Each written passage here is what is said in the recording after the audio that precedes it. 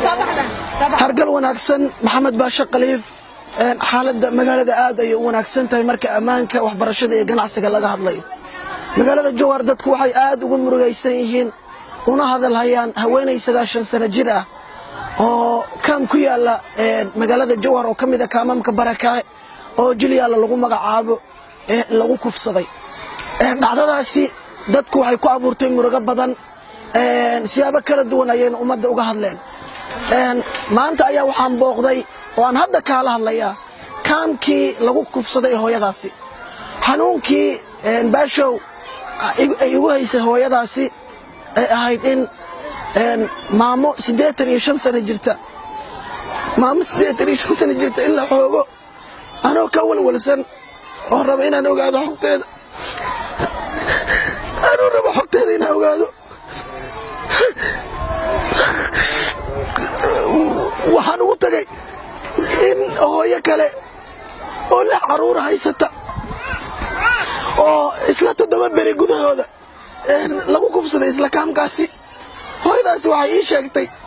inay haysatay la caruura loo galay qori lagu qabtay la aamusiyay kadibna cunug yar oo iyada dhashay ooyay ninkii xoogay wuxuu ku dhahay cunuga yar ee ooynaya naaska afka u geli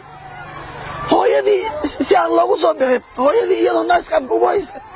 oo cunuga naaska siinaysa ayuu shaqadiisa qabsaday waa u dhamaystay kadibna waa u baxay sida ii sheegeen subaxii waa la waday xabsiga waxaa la geeyay saldhigga islaantii rifeeta laga qoray isbitaalka la geeyay baaritaana lagu sameeyay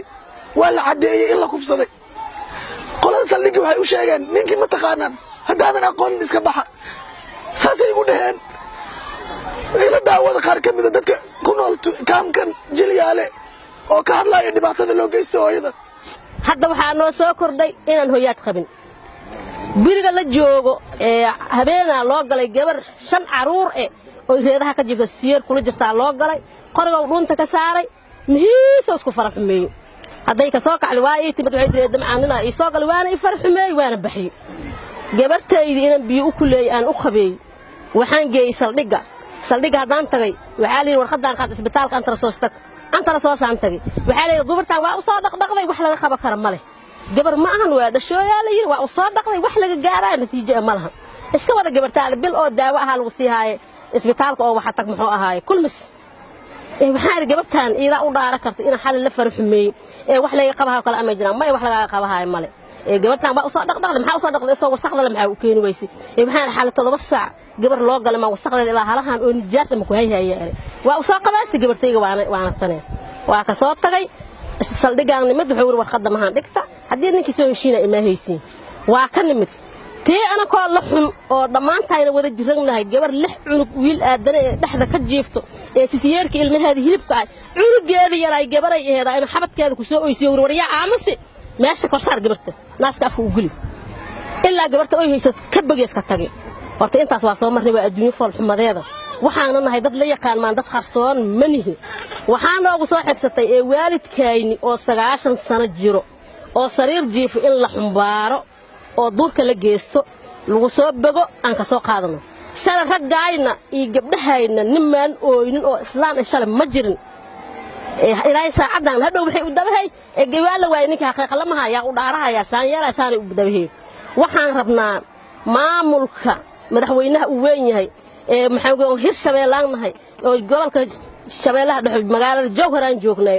waxaan rabnaa in wax noolaga qabto hoyga noolaga bedelo haday islaamnimo jirto oo diinta la daba kacaayo xaqiiqada laga waramaayo daacad loo waramaayo musuqmaasuq la bixiyaayo dar ala loo waramaayo waxaan rabnaa in noolaga qabto hoyga awada shalay biriga gabdhaha qori waa diideen waxay dhaheen waxaan shidan aan ka dhuxul ma shidano gaari ma gidisano geedihuudkaas ceerinka ana soo gurnaa in jirsinaan shidanaay geedihuudki gabarti waxay tahay hadaan qori jiri hoy baa leeso dhan bala inteen ka jiriha hadaan qori aad waa soo xooga inteen ka bixinaa xalay lama nus nimanka inaan ko saas garku waa isna xal wada seexin oo qof la arkay hadaad qaylisid san kuugu imaha ninka inuu nin kala banaanka joogo inuu gudaha ku jiro ma ognin ninka hadaa rooro aniga waxaan ku qasbanay igaarkayga macalinka waxaan ku qasbanay hadii guriga la soo galo inuu ii imaan sababtoo qoriga dhinac u ma yaal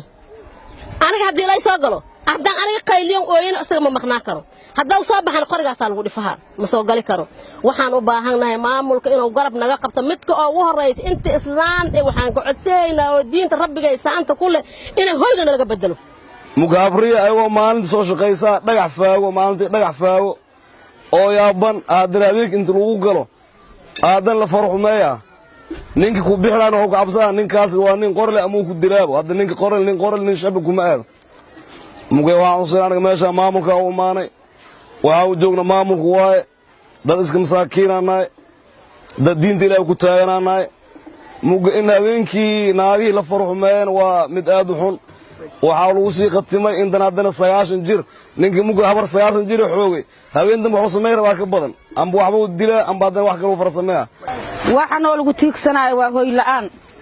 oo guriga hadii la soo feedi tago oo irid leeyahay waa lagu soo kacaa meeshaan good leewa oo la soo faaga oo la soo feeday gabar masaakiin oo iska waxaan ku ri ilmoolay oo ninkeedii as shaqo jiro loo galay hadii loo galay